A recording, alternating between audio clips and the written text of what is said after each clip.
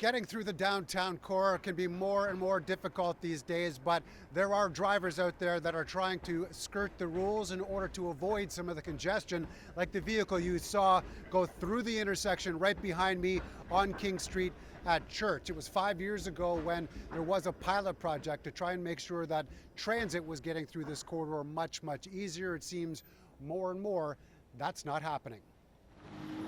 What you can and can't do along King Street downtown seems complicated, although the easiest explanation would be to consider it a stretch for streetcars and for other vehicles to stay away. Not so much anymore. The rules of the road have been thrown out the window. You can see it when you're down there. The streetcars are stuck in traffic, and this is exactly what that King Street pilot, when it was a pilot, was meant to eliminate. Since the King Street Transit Corridor was first a pilot more than 5 years ago, there was to be no through traffic, no left turns, and private vehicles must turn right.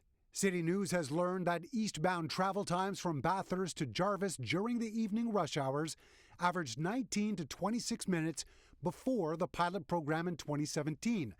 The pilot proved to be successful and was approved full-time, but the latest times show it's worse than it was, with an average of 22 to 29 minutes.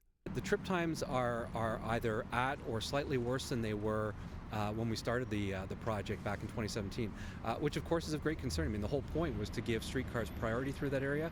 It's a very busy streetcar route. Toronto police have told CityNews more than 22,000 tickets were issued between April 2019 and the end of August this year.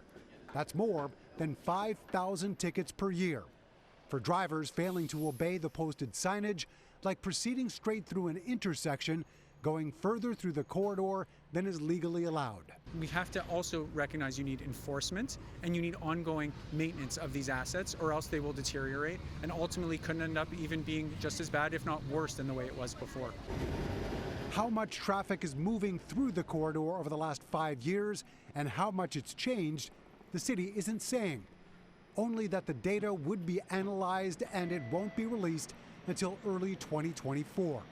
Until then, city councillors have endorsed the idea of automated enforcement to try and deter drivers from using King Street, no matter how congested other roads may be.